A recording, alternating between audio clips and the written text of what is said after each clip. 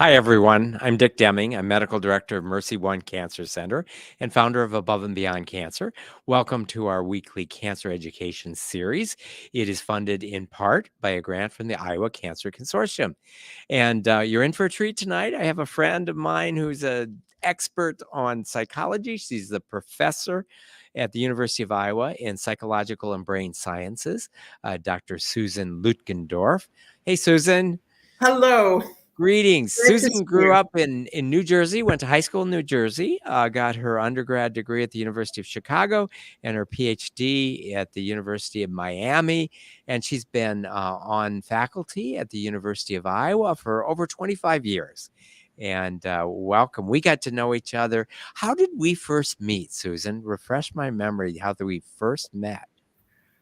I heard your name mentioned on NPR, and and um, and when I heard about Above and Beyond Cancer, I got in touch with Chris, and I think I was at some talk at Mercy and I met Chris there, and I said I need to I need to meet this person who's doing this work because Yeah. your work is just so much in line with everything that we've tried to do, working to support cancer patients. So as we're going to It's talk like about as we get into years our ago.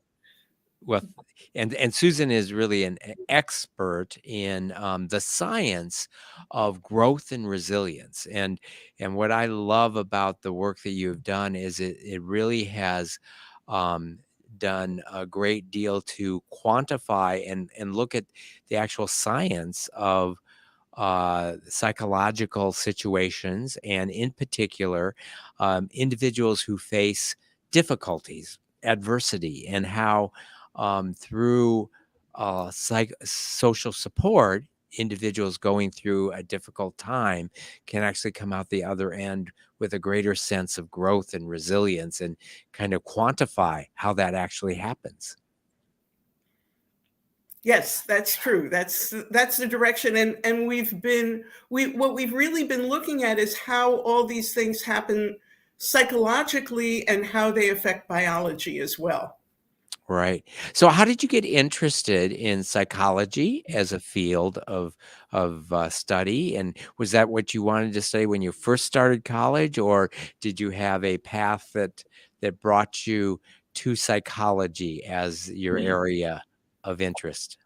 So when I first started college, I was much more interested in neuroscience, and I had been a high school student at the Jackson Labs in Bar Harbor, Maine, and working with working with mice and looking at mice and learning and memory. And my first 2 years of college, I was really concentrating on learning and mice and what happens in the brain.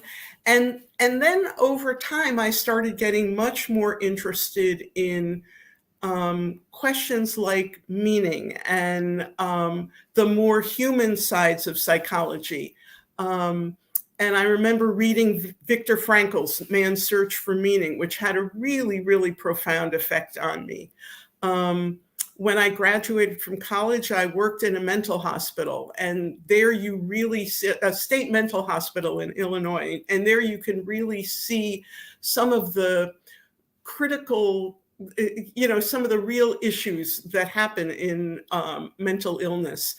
Um, Over time, I got really, really interested in how the mind affects the body and mind body relationships. And when I went back to graduate school, it was specifically to study psychoneuroimmunology and how the brain affects the immune system. And that ultimately kind of started morphing into work on how the brain, the central nervous system, affects the environment that cancer cells grow into. And that's a lot of the work that I've done over the course of my career.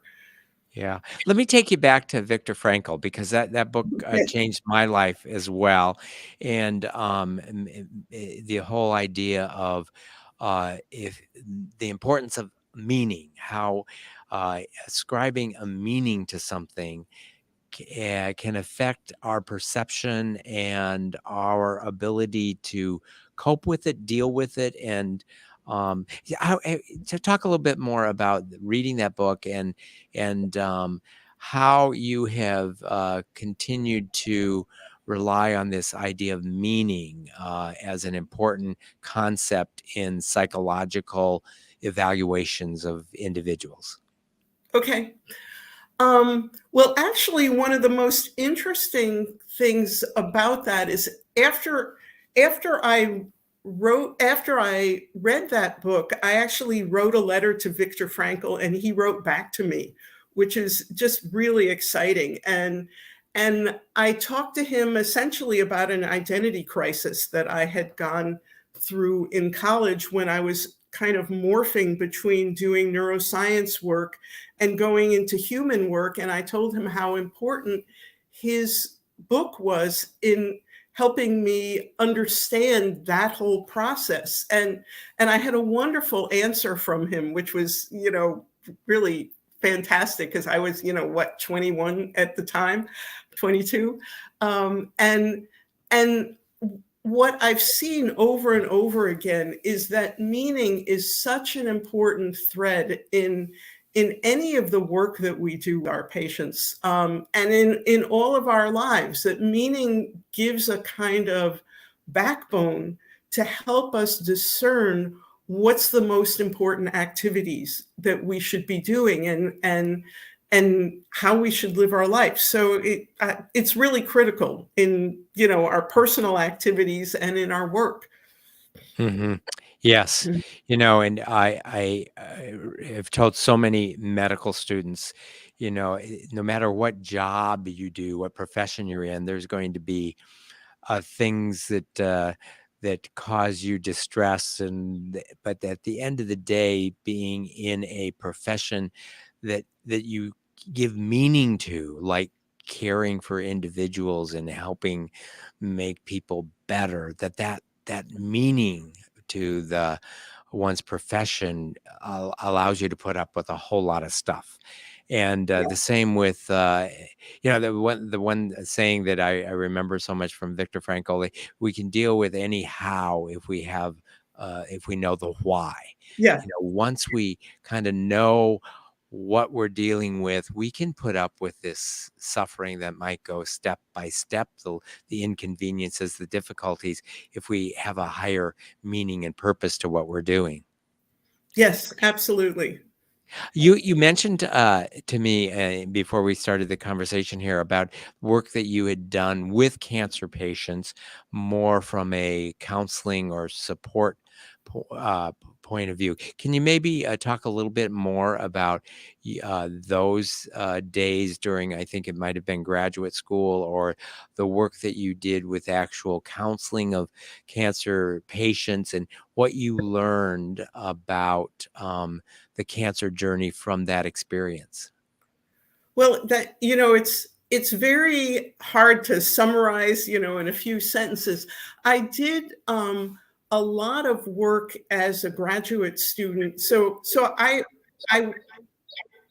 I wear several hats. I'm a clinical psychologist. I'm getting an echo here. Is that okay? Are you getting an echo there? We are too. Um, let's see if we can fix that. So, do you have a speaker that's coming through your laptop right now? Did you change any? No, the only thing that changed was that they put on a subtitle. Yeah, we'll take that off, see if that makes a difference. Okay. That seems to be better. And we'll see what happens. So I was telling you that I wear several hats. So I'm a licensed clinical psychologist, and my training was as a clinical psychologist, but I also was trained in what was called at the time behavioral immunology. So it's a research hat and a clinical hat. So part of my training was very clinical. And one of the things, I mean, people people, as you've seen, I'm sure, over and over again, deal with the cancer journey in many, many different ways. And some of the important pieces have to do with their relationship, their ideas of meaning, and their relationship with their families and spouses and their support systems going while they're going through whatever part of it they're going through. And one of the things that I noticed is that there was really a difference in when people were on the same page as their families versus if they weren't on the same page as their families. And there, I remember a situation when there was a patient that I was seeing who had really, she had come to the end of the treatments that were available to her. And she had really resigned herself to, she wanted to live the rest of her life with good quality of life. Um, and and she didn't want to go through more treatments. And her husband and her family were saying, no, no, you shouldn't give up. You should have a positive attitude. This is really a negative attitude. And one of the things I think that was most important in their whole process together was to help them get on the same page so that she could really feel heard and supported rather than having to inhibit her feelings or kind of spend part of her energy kind of fighting against what her family wanted, which was also really important to her. So those kind of experiences are the kind of things that really kind of woke me up to how much the psychological piece really just incredibly importantly matters. There's somebody else that I know that, not from a counseling point of view, but she was the mother of one of my kids' friends who had a glioblastoma, which, is a very, very lethal cancer. And she refused to die until her daughter had graduated from law school. And by golly, she did. She got through that. And that's another thing that really highlights the importance of meaning. And what is it that, that determination does to the physiology to really make a difference? Mhm. And those were the kind of things that intrigued me, to try to reach in and figure out, how does this all work? And we talked a bit about well-being, and there really want to focus on well-being. And obviously, well-being is more than having a normal heart rate, a normal respiratory rate, a normal blood pressure, and a normal blood sugar. I mean, how would you define well-being? And especially with the psychological aspect. But what's your definition of well-being? Okay. Well, so well-being has to do with a sense of feeling whole, in a sense of, and it has many different aspects. It has a social aspect, it has an emotional aspect, a cognitive aspect, a physical aspect, and it's feeling whole, feeling centered, feeling a sense of completeness in those areas. And it's possible to have an emotional sense of well-being, have a sense of satisfaction in life, and physically not feel very good, not feel very strong. So you don't have to have all those different Mhm. aspects at the top of the chart, but it's overall a sense of wellness, of meaning, of purpose, of growth, of contentment, of resilience. And it's very interesting because for a long time in psychology, people have talked about happiness is not just, there's not a line between happiness and depression, that um, that if somebody has low levels of depression, doesn't necessarily mean that they're happy. It just means that they're not depressed. They could be in neutral gear. Same thing as not being happy doesn't mean you're depressed. You could be in neutral gear. So we think of those things, positive and negative affect, as like sort of cross purposes. And it's the same thing with psychological well-being and ill-being. So psychological, just because you're not depressed doesn't mean you have a sense of well-being. And so this is, and this has become an area of more and more interest in psychology, where people have been looking at positive psychology, and particularly how it is related to patients with illness and cancer patients.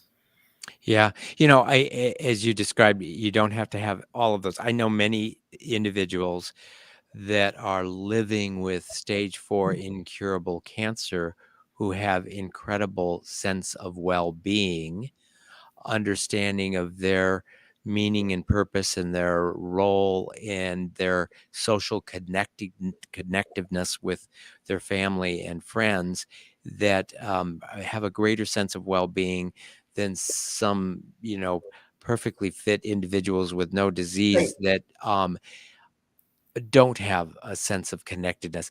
Um, let's talk a little bit more about, from a scientific point of view, what are the attributes to individuals who do have a sense of well-being? What are some of the social support attributes of an individual with good well-being, and what are some of the barriers to well-being from a psychosocial perspective? Okay. So I think what might be helpful here is talking a little bit more specifically about social support.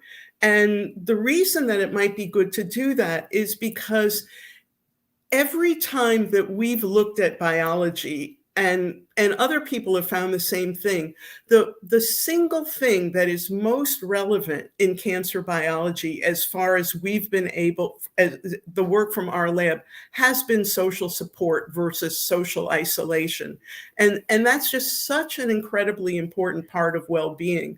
So maybe if I could pull up Let's go to your one slides. slide. There's that one survival picture slide that I think, can we jump to that real quickly and then we'll come back? Because it's such a classic survival slide, and we'll have you explain what a survival slide is and then what it shows.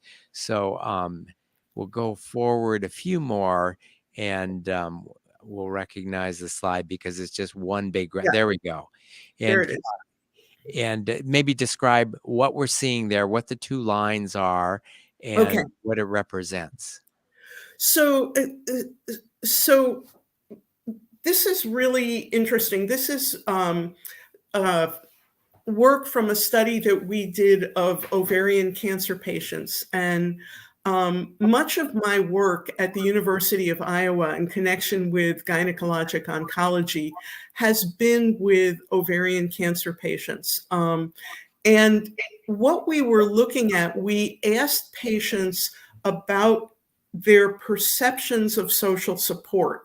And we asked them about different types of social support, like, do they emotional social support? Do they have somebody who they can confide in, who they can talk to, who they feel is at their back? Um, we asked about instrumental social support. Do they feel like they have somebody who can drive them to the hospital, who will bring them food, who will lend them $100 if they need to? We asked about, do they have somebody who they can ask for advice? So that would be, somebody who can give them guidance. And we asked about a few different other kinds of social support. The kind of social support that seemed to be most important was people feeling like they had somebody to talk to, emotional social support, somebody at their back. And so what we did is we looked at people who were high and low on this aspect of emotional social support. And I have to say, this is what we call perceived social support. So it's you could have 100 people in your social network and feel lonely. So this is people's perception that they had somebody that they could talk to. And so the blue line there are people who indicated that they really didn't feel like they had much social support. And the yellow line is people who felt like they had a much higher degree of social support. They really did have people they could talk to, confide in. And what you see is a significant difference here in their survival. So ovarian cancer patients often, if they're advanced patients, don't have about 50% don't survive past 5 years. And so we had all stages of cancer here. So we controlled here for clinical covariates like cancer stage, cancer grade, their age, their initial debulking, et cetera, how much of the tumor was left. And over and above those clinical, really important clinical items, we saw really both a statistically significant, but also a clinically significant difference between these two groups in terms of the extent of their survival. So that was one of the things that really woke us up to, oh, yes, you can see these differences. And they play out in people's lives. So that was one important thing that we noticed in our patients. And people have done meta-analyses of looking at different studies of cancer patients from all over the world, looking at breast cancer and prostate cancer and mixed cancer. And over, people are seeing that social support is one of the things that is really and makes an important difference in people's lives.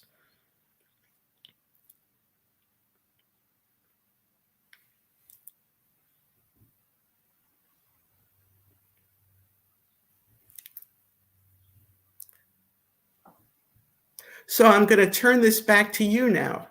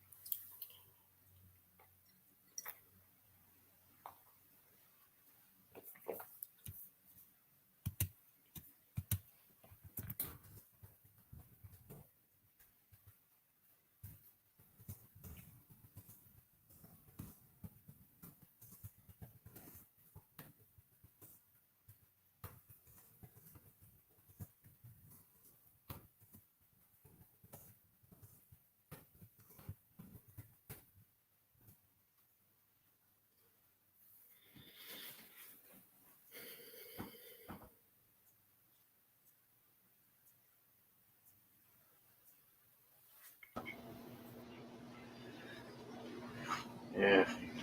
Oh, yeah. Hey, Chris. We're back to, have to go to the,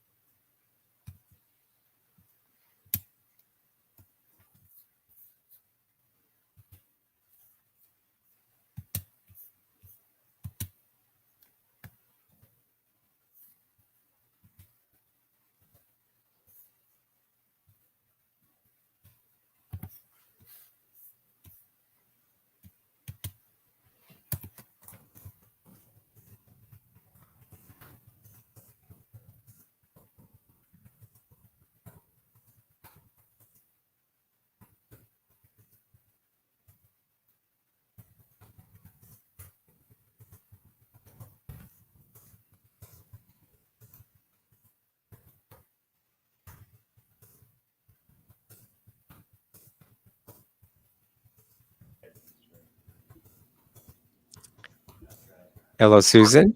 Yes. Hi. Are you back? We're back. Sorry, we had a power outage here, and so Oh we my are goodness. so we were just looking at that survival curve, and do we have that up on the screen for So at what point the in audience the to see? survival curve did I disappear off your screen?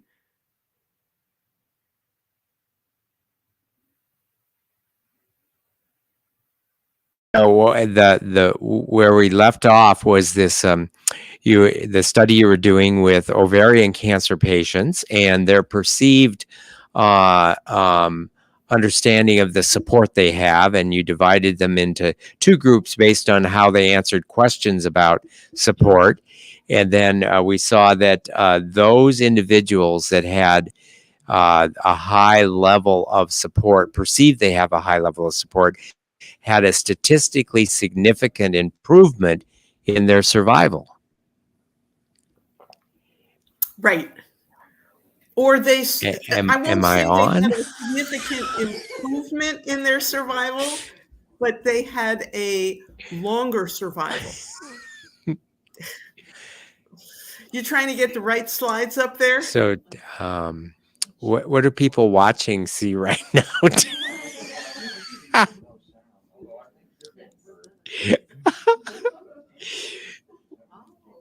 W-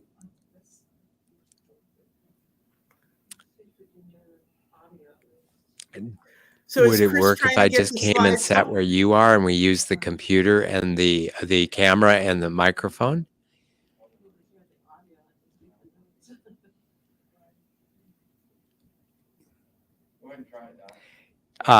Yeah, Susan, can you? Okay, I'm going to come over Yeah, there. I'm hearing you.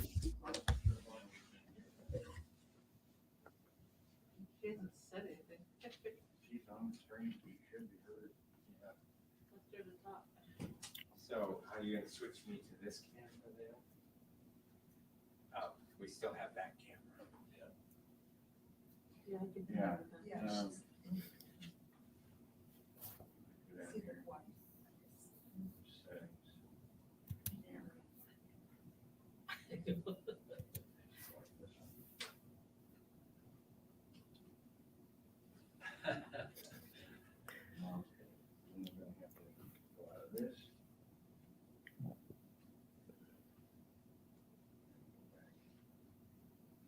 There you are, but I don't know that she can hear you.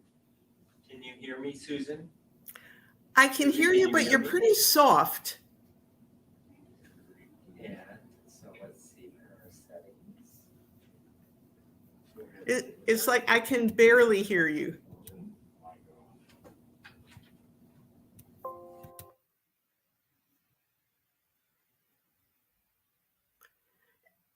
Now you're on mute.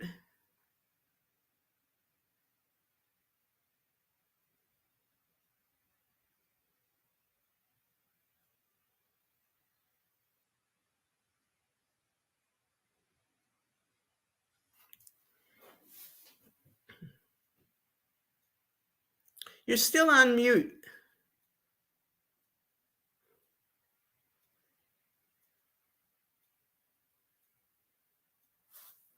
Do you have a way of unmuting yourself, and can you hear me?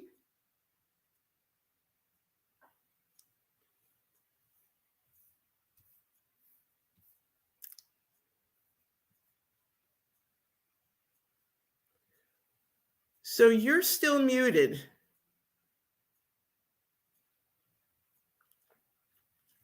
Yeah, you're still muted.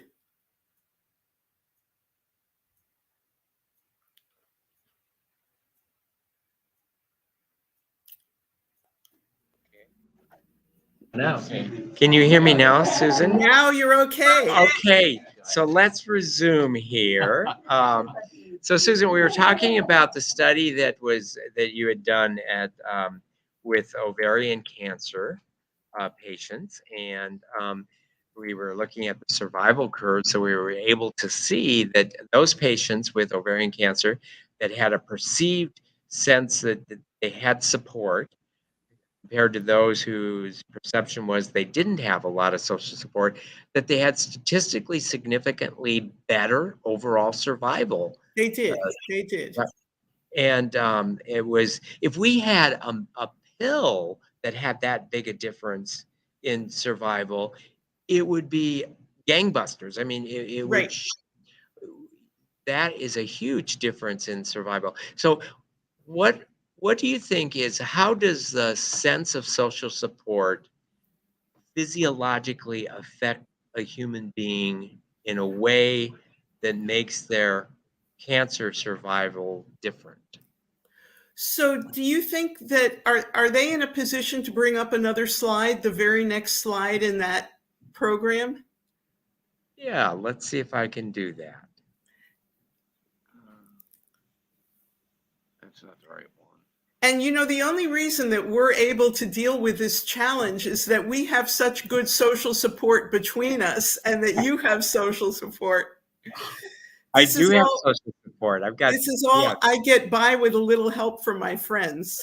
Oh, that's bringing up the wrong slide. So maybe we don't have the slides. I think we don't have the slides right now. Okay. Okay, so I'll just talk about it because it's a really important question. So we found several things. So we started out looking at the immune response. And one of the things that we found is that patients with high levels of social support, and these again were ovarian cancer patients, and what we did in this very early study was that we were looking at the immune cells that were in their tumor and in the vicinity of their tumor, in addition to the immune cells in their blood.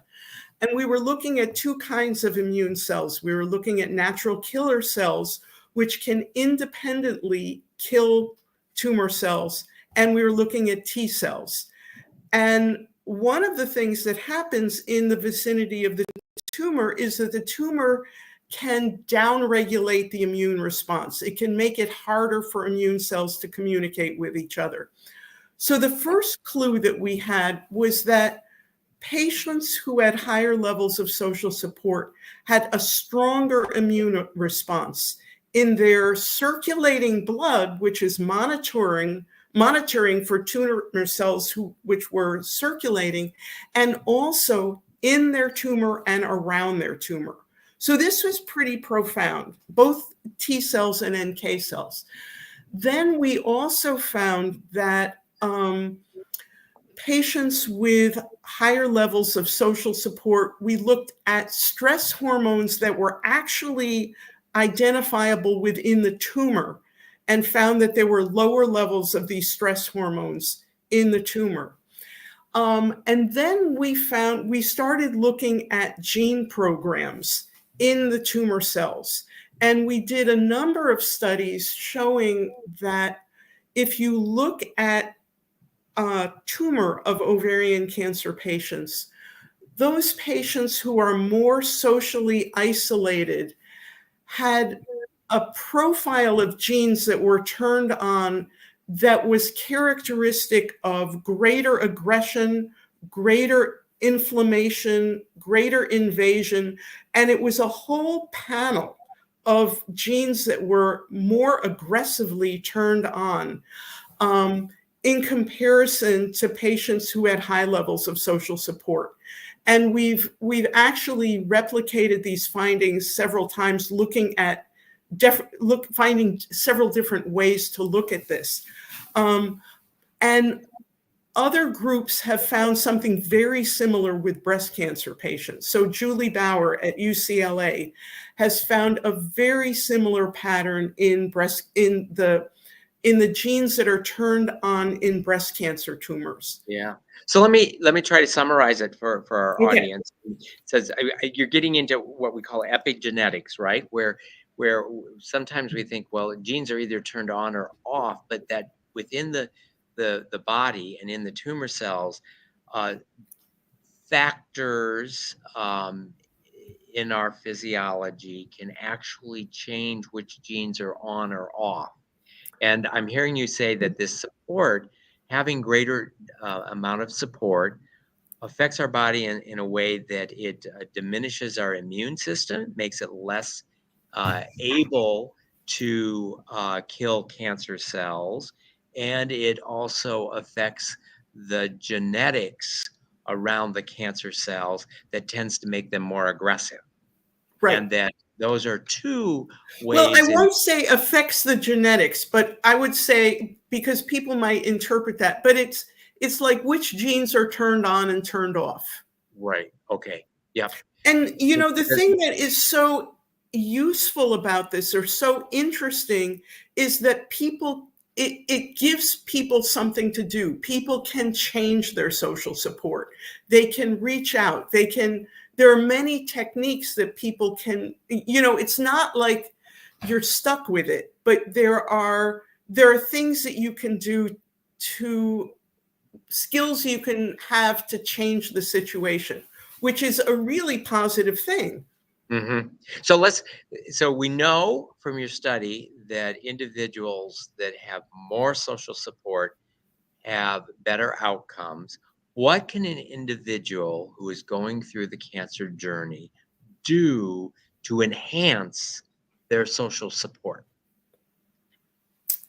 So one of the things that in some of the programs that we run, that we teach people to do, is like make a chart of who do you have that gives you different kinds of social support. Do you have people who are giving you emotional social support?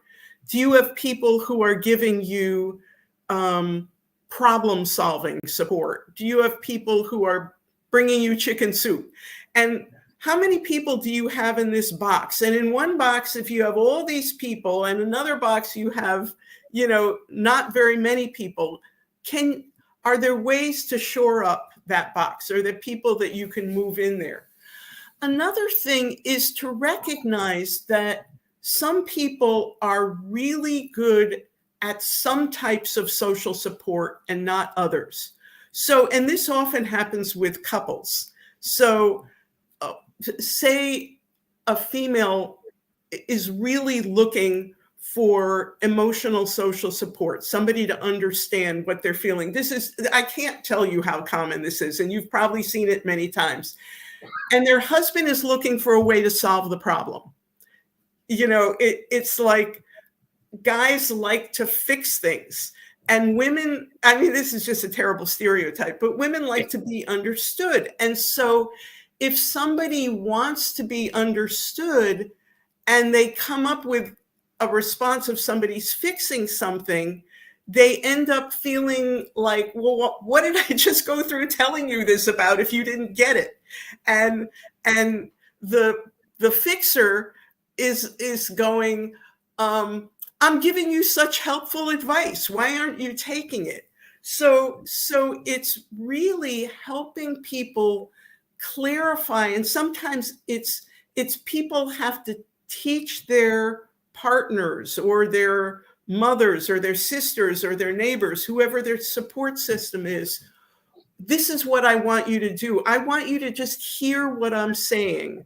I want you to just listen and get it. I don't need you to fix it. You can fix it tomorrow, but today I just need to be heard. So that's one thing, like defining what they need. And another thing is knowing, maybe if you have this deep emotional thing and you want to talk to somebody about your doctor or how sad you are, maybe there's a person that you have to pick the right person to tell about that. Maybe there's one person who gets it and another person that doesn't. And, sort of negotiating people's strengths and weaknesses. So one of the things that we do at our cancer centers, we have a number of counselors, different types of counselors that help with, a financial counselor. We've got a mental health counselor. We've got a nutritional counselor. Does studies show that bringing in professional support, as opposed to just friends and people in your social network, that adding those professional support to individuals going through the cancer journey, that's likely to improve not just their quality of life, but their actual outcome in terms of cancer and survival? So, the outcome studies that have been done have looked more, that have been looking at survival, have really looked more at groups and at um, how structured psychosocial support in groups can affect survival. And and there are a number of studies, both in breast cancer, well, predominantly in breast cancer, showing that group interventions that are structured, that are led by trained personnel, can help survival. Although I have to say, that not all interventions have been successful. We're actually running an intervention now for ovarian cancer patients, which are teaching social support skills, and which are teaching various intervention skills, and it's all done by Zoom. And we have groups of like 8 ovarian cancer survivors and 2 trained people, one of whom is a psychologist, talking with people and teaching them social support skills, meaning skills, and whatnot. And I love it that we're doing it by Zoom, because we started doing this like right before the pandemic broke, and then the whole world was on Zoom after that. So Susan, tell me, what would be some of the things that you are teaching them? What are the skills that okay, you're actually teaching them? So the hypothesis is that the group that is being taught these social skills will likely have greater support that not only will improve their quality of life, but may actually improve their survival. So what right. would be those Well, skills we're that you're not looking at survival at this okay? point as an endpoint, but we are starting a sub-study now looking at biology.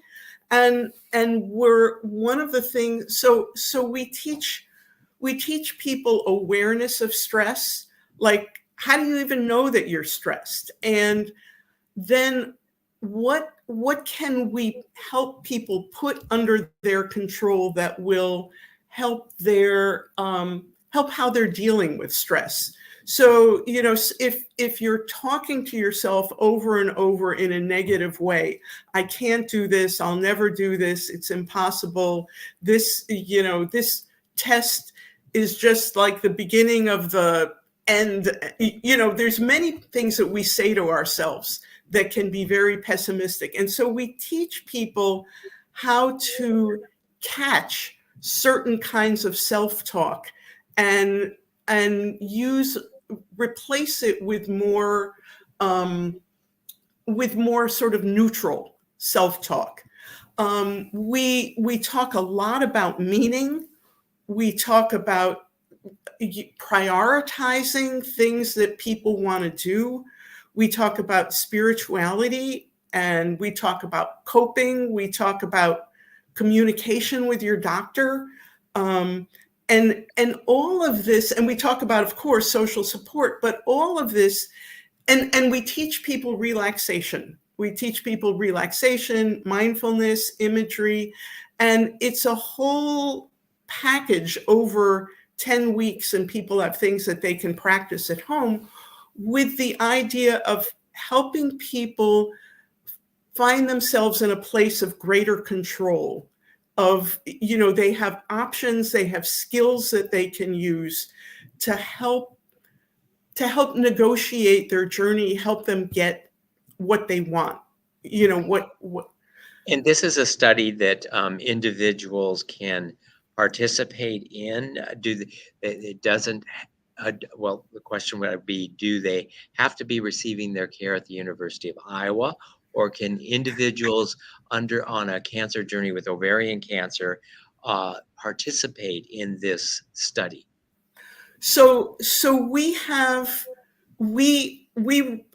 people join from Alaska to the Caribbean. we've had people all over the country, and we also have a site in Seattle, we have a site in Miami, but the idea is because it's on the web, people can come in from all over the place, and that's one of the gems of doing things on Zoom, and also doing things in a group, because you might not be able to figure out something, but somebody who's just been through the same thing last week can say, well, I did this, and Susan, if an audience member is going through a journey with ovarian cancer, how would they reach out to you to learn more about participating in this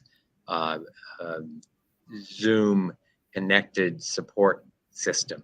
So the easiest way, we have a website called livingwellstudy.org. Livingwellstudy. All one word. Yeah. All one word. Okay. Yeah. And also they can email me and I can send them, we have an 800 number they can call. If I had a way to get into the chat, I could put that into the chat, but we will put that, if you want to give us the 800 number, we'll put it into the chat. Okay. I'm going to have to look it up. I should have it at my fingertips. It was on one of my slides, but the slides or maybe your email address. Yeah, I can give you that. Go ahead. So, so Chris actually has my email address. Okay, we'll put that on. Yeah. And we definitely are going to have you back for a longer conversation. We've got a few minutes left, and I do want to touch on one other subject, and this to share with the group that Above and Beyond Cancer, for those who don't know, takes cancer survivors and caregivers on journeys where we do some humanitarian work in another country and then propose a physical challenge like climbing a mountain. And we partnered with Dr. Lutgendorf and her research team on the groups that went to Kilimanjaro, to Nepal, and to Tibet. And Dr. Lutgendorf and her research team did validated surveys of our folks before they went, when they came back, also had them write some essays, and published a paper that just came out within the last year. And the paper is called Above and Beyond Cancer, a novel approach to growth and resilience in cancer survivors. And the conclusion to the study was that the study points to lifestyle undertakings that support personal growth in cancer survivors. So briefly, in a few minutes, can you highlight what the study showed and how your hypothesis of how the Above and Beyond Cancer journeys improved growth and resilience in those who participated? Okay, so when I first heard of the work you were doing, I was absolutely thrilled, because Above and Beyond Cancer with these journeys is doing exactly what's needed to make transformative changes in people. And we wanted to find out how that happened. And so with surveys and also people's descriptions or qualitative descriptions of what they had gone through in the experience, one of the things that we found is that as people talked, we heard several themes over and over again. People being in a new place within the context of social connection with others, in the context of fellowship, of the support of others as kind of a catalyst, were challenged to new activities, to go beyond what they thought was possible. And that created growth. That created a sense of, so many people said, oh, I didn't know that I could do this, but I was able to do this. And therefore, I think of myself differently. I think of the whole experience differently. And what we saw is that it really, really profoundly changed people's sense of their own self, their meaning in the universe, how they could help other people. I mean, it was just almost like turning people inside out. And it was such a profound change. And we have a whole chart on my slides, which are not appearing, of how this happened. But it was really the challenge in a different place, the newness that gave new perspectives that were transformational in the crucible of relationship. Yeah, well, we're definitely going to talk more about this in a future session. So we're going to wrap it up now, and I apologize for the technical difficulties. If you are watching and know someone that might benefit from this, we are going to edit tonight's live broadcast into a glitch-free version Very that good. that will be available on demand tomorrow on the Above and Beyond Cancer website. And it'll also be available on demand for people to go to and watch on the Mercy One Cancer Center website. So those will be available tomorrow. But Susan, this has been wonderful. I definitely want to have you back as a guest again, because there's many things that I want to explore. And I just so much appreciate the way you have advanced science and the way you've opened up my eyes to thinking about how, how what happens outside the world can change our physiology in a way that not only improves our quality of life, but actually can be a tool in improving the outcome of cancer treatment. Yes, well, I would be delighted to come back and just talk about the study that we did with Above and Beyond, if you want that. But I Great. always enjoy talking with you, and it's been a real pleasure. And I'm glad that you can edit that stuff out. And yeah, we always need to talk about more about well-being and how we can all have a better sense of well-being. So you've improved my well-being by chatting with me, and thanks everybody for joining us. And please come back again next week. Thanks everybody. Bye-bye. So we've ended the recording, Susan. You and I can Okay. still. I think we've ended here.